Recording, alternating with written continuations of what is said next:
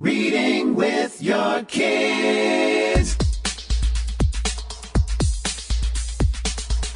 Hola, ni hao, konnichiwa, assalamu alaikum, jumbo, bienvenidos. Hi, my name is Jedley, and this is the Reading with Your Kids podcast, and iTunes' #1 kids and family podcast. And we have a #1 kid author as our guest today. Her name is Emily Bastien, and she is the author of the Fearless Fantabulous Five. We also have a wonderful guest that we interviewed at the York Book Expo. His name is Alessandro Reale. You know, we are right in the thick of the holiday season. Hanukkah is just ending. Christmas is right around the corner. New Year's, Kwanzaa. Hey, this is an exciting time of year. And Little Passports is a perfect holiday gift for curious kids of all ages. Little Passports delivers fun-filled packages right to their door every single month with engaging hands-on activities, interactive projects, and unique souvenirs just waiting to be discovered. Little Passports monthly subscriptions are designed to spark children's curiosity about geography, world culture, or science.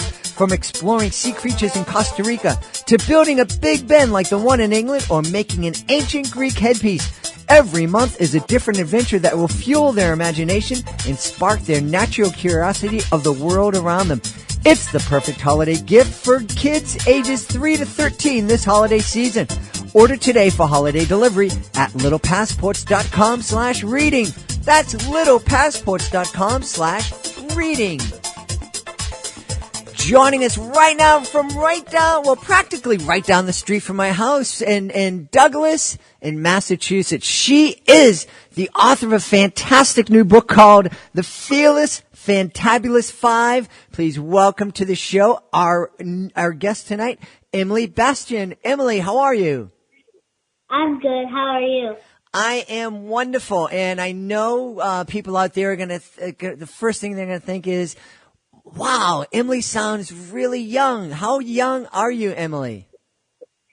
I'm 9 years old. 9 years old, and you're a published author. How does that happen?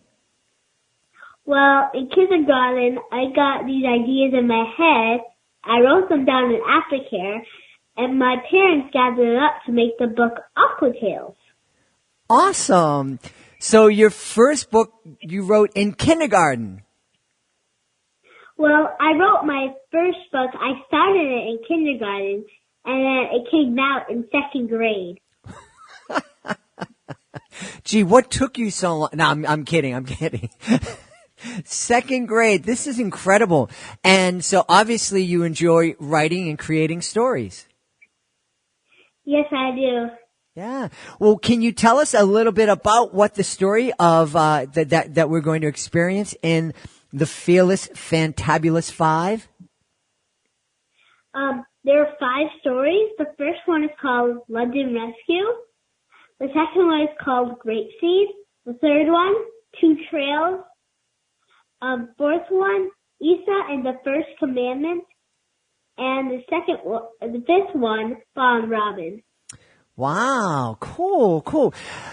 So tell us, a little bit about how you get your ideas for these stories. Well, the one about London Rescue is about when I was visiting London this summer, and my sister was chasing me, and I ran into my grandmother's bedroom, and I locked the door. Mm-hmm. Usually, when I lock the door at home, I can just open it right back up. But this is the one where you have a key and you have to open it. It was kind of like an old-fashioned key. Uh-huh. And then when I tried to open it back, it wouldn't work. Oh, no. So I took the leave to go get the adults, and they came and tried to get me out, but they couldn't.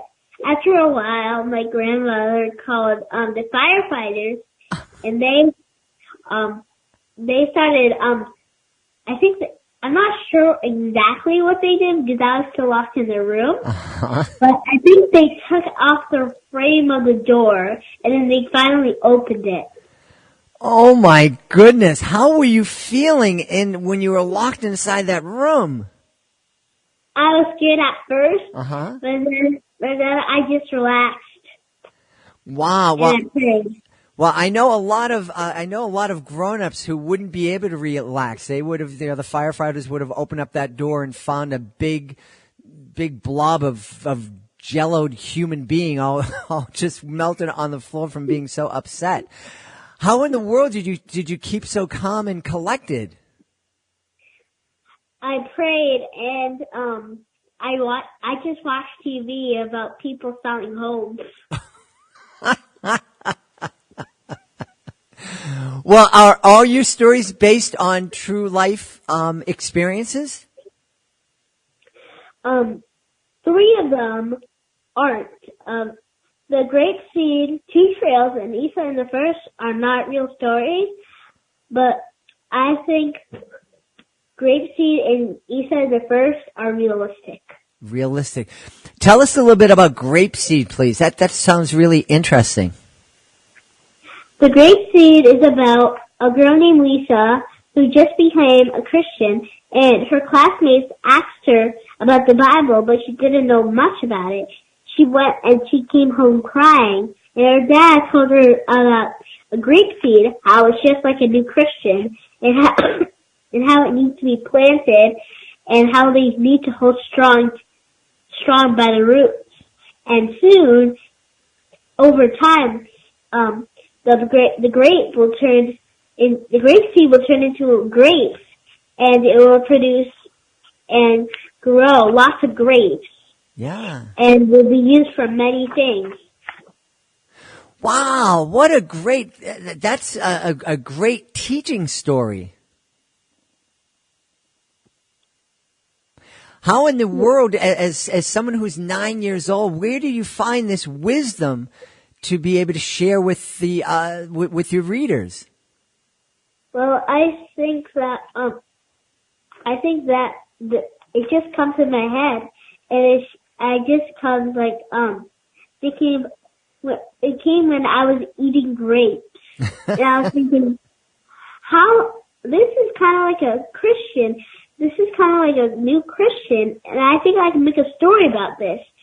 And then when I wrote the story about it, it was like the paper form, and then I read it to my church at Children's Story, and then we just put it in this real book to just have it one of the Fearless Fantabulous Five stories. Yeah.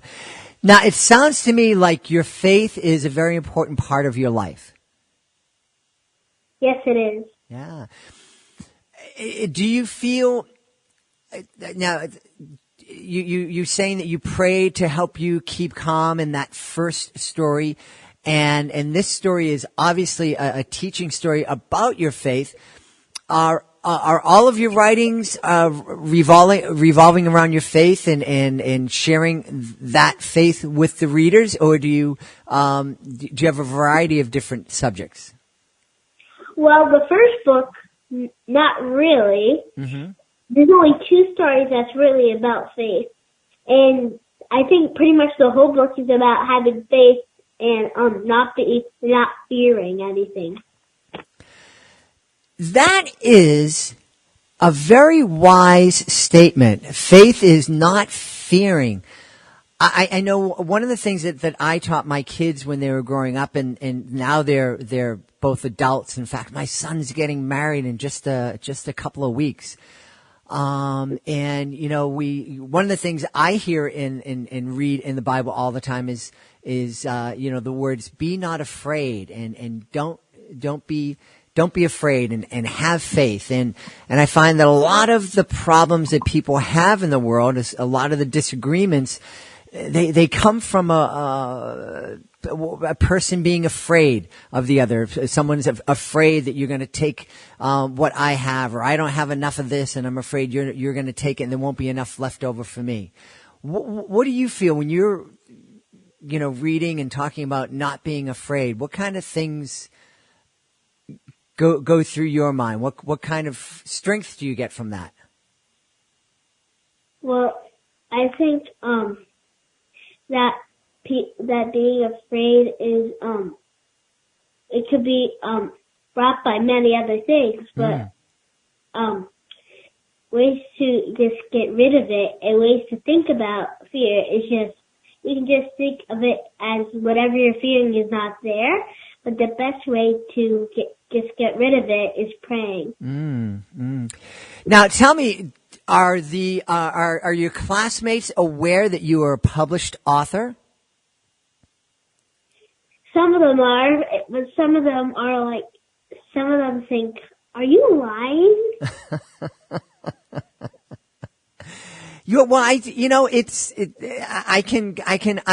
I can't imagine that anybody would think that you're lying, but I can understand why people would have trouble kind of accepting the fact that someone who's only 9 years old has the wisdom and the discipline, really. That's the biggest thing, just the discipline to sit down and to do the writing and then to do the editing and then the first and the second and the third draft.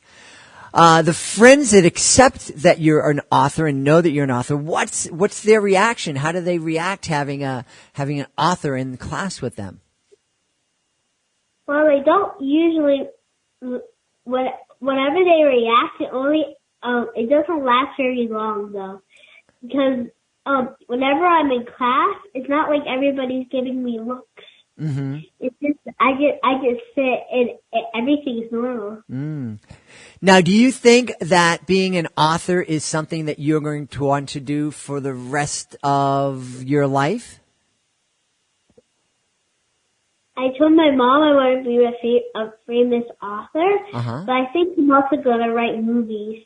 Ooh, very nice. And will the movies also kind of have the a message behind them, or are you going to write those kind of, those thrilling car chase explosion type movies?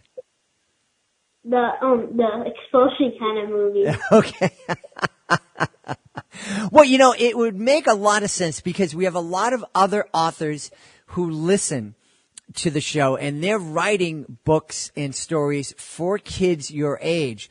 So I bet that they would be interested to know what an intelligent, well-read, because obviously you love to read books, what kind of books you like to read, and what are some of your favorite books and some of your favorite authors? Well, one of my favorite authors are Andrew Clement. Mm-hmm. Two of the books that he wrote are Lost and Found and Lunch Money. One of my new favorite authors is called R.J. Palico, and she wrote Wonder, and I just finished reading it today, and I really enjoyed it. Wow. What is it about Wonder that you liked so much? I like it how it's about this kid named Augie whose face who was really sick when he was a baby, so he got a lot of surgeries, which made his face kind of look deformed. Mm-hmm. And the book talks about like things about Augie's way of how his life is going, of his new school, because this is like the first. He used to be homeschooled because of all his surgeries, but now he's going to go into middle school. And the story of middle school is told by everybody's point of view. His sister Via's point of view, her boyfriend Justin's point of view, his friend Jack's point of view, and a lot of other people's point of view. Wow, I like that. I like the fact that wonder in that story kind of helps kids understand that we don't all look at the same situation with the same set of experiences, and so we don't always have the same point of view. Do you find that knowing that helps you understand when people have a different opinion than you have? I think it's important to have a different point of view. Mm-hmm. Like in Jack's point of view, he was a friend of a bully of Julian who bullied Augie because of his face. And Jack, without Jack on Halloween, on Halloween, everybody was wearing costumes, and Augie, a few days ago says he was gonna dress up as Boba Fett from Star Wars, but then on the day where you were supposed to wear costumes, he dressed up as the Bleeding Scream instead. Ooh. And then Jack didn't even know it. He was talking to Julian and some other people. Julian, and Jack said to Julian without knowing that Augie was there, saying, I don't even know why I hang out with Augie. He just follows me around. And then he didn't even know that Augie was there. He didn't realize until Summer, Augie's other friend, gave him a hint, and the words were Bleeding Scream, and he realized that he talked bad about Augie when he was right there.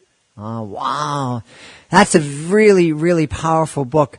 Well, I know that your book is a really fun and powerful book. So tell me, one of the things I love to ask authors is what kind of conversations can a family have while they're reading your book? So what do you think? What do you think a family can talk about while they're reading Fearless Fantabulous Five? I think they can talk about what they think about the book. Ah, okay. What they think about the book, like, do you think these are good things? Do you think these are good things that we should try to do with our fears? And they could, like, maybe start praying, and every time they're in trouble, they can trust God, and they can become fearful to fearless. Fearful to fearless. I love that. What an empowering message. Now, I know folks are going to want to find out more about you and about your book. So I'm looking at your website right now. Tell us about your website and what the address is and what they're going to find when they visit. You can find the address is Emily V. Bastien. And on the website you can find pictures of me and different videos. And one of them is about when I was introducing my new book. And one of the pictures is about my writing club. It has two kids, and it says Emily's Writers Club. Great. Yes, I'm looking at that right now. And what's the Writers Club all about? Is that a place where kids can go and get inspired to do some writing?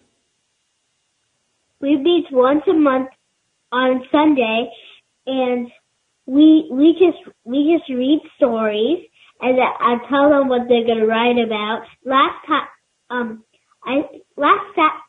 Sunday we did it, and I brought in leaves from the giant windstorm we had. It blew a lot of leaves, so I collected them and I brought them there. I had the kids pick up one or two leaves, and they wrote about that leaf, and they taped the leaf on, and they brought it home. Wow, so very, very cool. So that is all on EmilyVBastien.com. And Bastien is spelled Bastien. So folks can go there. And is there a way for folks to contact you if they want to ask you a question? I'm not sure. Is there? Yes. They can contact you via your website. They can contact me through my website. Excellent. Wow. I'm really excited, and I feel so lucky that I had a chance to contact you today and to talk to you today. Now, the books you can order, Fearless Fantabulous Five, through your website, and it's also available on Amazon. Have you had a chance to go out and read the book to kids either at a school or a bookstore or anything like that? We just launched the Fearless Fantabulous Five, so in a couple of weeks, But for Aqua Tales, I've gone a lot of places to support it and bring it out to the world. That's fantastic. Well, we're really excited. Now, I know a lot of authors don't like to talk about their future projects, but I was wondering, are you working on a new book right now? Yes, I am. It's called Dream Buddies. It's going to be a series. Oh, cool. And I know you're really busy and you're 9, you have school and this book just launched, but do you have an idea of when you hope that will be ready to show to the world? Well, I want it to be finished at least by next year. Mm-hmm. Maybe like in the summer. Uh-huh. I think that's a good place to launch it. I think that's a great place to launch it. So we're going to be keeping our eyes open, and I really hope that you will let us know when that book is ready to launch so you can come back on the show and tell us all about it. Would that be okay? Yeah, that's okay. That's great. Well, we want everybody out there to check out the new book by Emily Bastien, and the name of the book is Fearless Fantabulous Five. Check out her website at emilyvbastien.com. And our guest today has been the one and only 9-year-old author, Emily Bastien. Emily, thank you so very much for being part of our show. Thank you so much. I appreciate talking to you. Hey, I hope you enjoyed our conversation with Emily as much as I did. I told you she was bright and articulate and curious and really, really fun. And, as I'm thinking about it, I'm thinking that Emily would probably love having a subscription to Little Passports. Because Little Passports is a perfect holiday gift for curious kids of all ages. Little Passports delivers fun-filled packages right to their door every single month with engaging hands-on activities, interactive projects, and unique souvenirs just waiting to be discovered. Little Passport's monthly subscriptions are designed to spark children's curiosity about geography, world cultures, or science. From exploring sea creatures in Costa Rica to building a Big Ben like the one in England or making an ancient Greek headpiece, every month is a different adventure that will fuel their imagination and spark their natural curiosity of the world around them. It's the perfect holiday gift for kids ages 3 to 13 this holiday season. Order today for holiday delivery at littlepassports.com/reading. That's littlepassports.com/reading. Speaking of curiosity, I was curious. It has been a long time since I attended a book fair. I know that sounds crazy, but my kids are older now. They're 22 and 25. And, as I've explained a couple of times on this show, this Reading with Your Kids podcast was like a spur of the moment decision. I was kind of leaning in one direction to, with a podcast subject and just swerved at the last minute into this one. And I think it was divine intervention because this really has been a blast. I've really loved this podcast. I love meeting all the guests. We met so many great guests, made so many friends. We've developed this beautiful community of listeners, of authors, of guests. So I wanted to check out what's going on at book fairs. And like I said, I went down to the York Book Expo in York, Pennsylvania, and I met a number of great authors and had a chance to talk to many of them. And we're going to be introducing you to some of those authors, some great short interviews, and hopefully they'll come back for longer interviews in 2019. Right now, we want to travel back down to the York Book Expo and introduce you to Alessandro Reale. I'm looking at a book here. It's called Only One Samantha, and it is awesome, and it is written by the only one, Alessandro Reale. Alessandro, great book.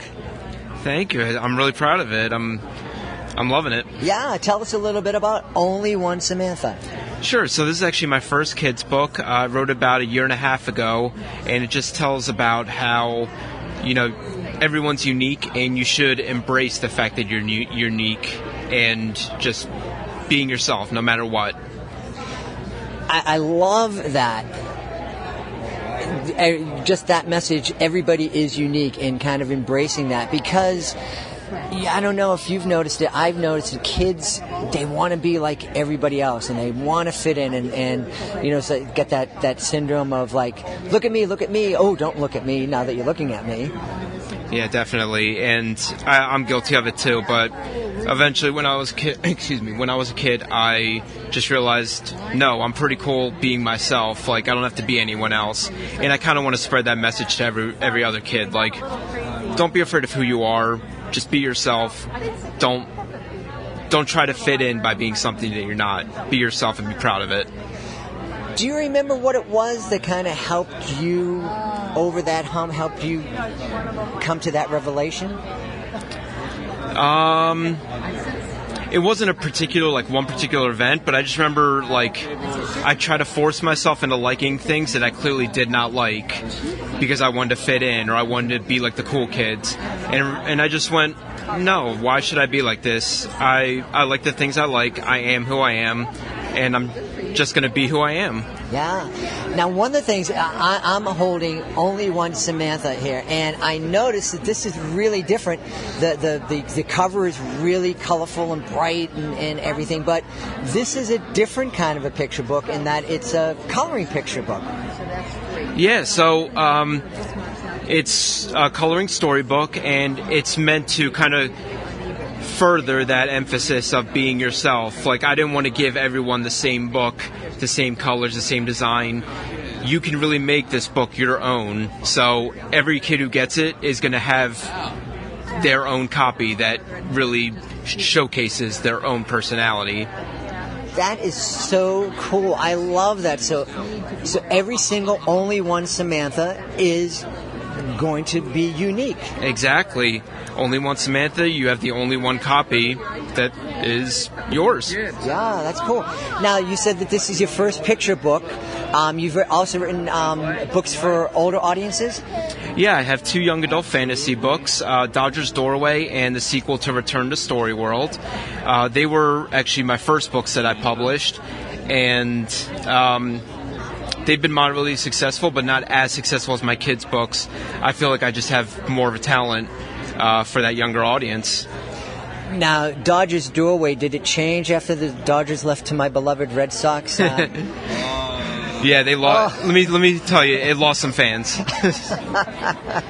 Well, where can folks find out more about Only One Samantha? They can go on Amazon. Just search for the title, Only One Samantha. You can also find me on Goodreads and BarnesandNoble.com. Alessandro Reale, thanks so much for spending time with us. Thanks for having me. I hope everyone checks out the book and enjoys it. Awesome, man. Please be sure to join us for the next episode of the Reading with Your Kids podcast. Our Dean of all things STEM and STEAM returns. Jennifer Swanson is here for another great STEM Tuesday. Make sure you are here too. We are so excited.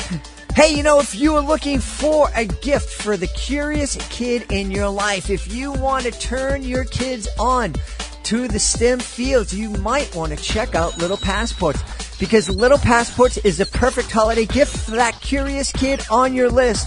With the subscription to Little Passports, kids get a fun-filled package each month designed to inspire their curiosity in geography, world cultures, or science. For kids of all ages, order today for holiday delivery at littlepassports.com/reading. That's littlepassports.com/reading. You've probably heard me say that we're really excited that the Reading with Your Kids podcast was nominated for the iHeartRadio Best Kids and Family Podcast Award. We really are. And I was really excited to receive a note from my state representative, Angelo Scarscia. He's been serving our neighborhood here in Boston for years and years, and he's a great guy.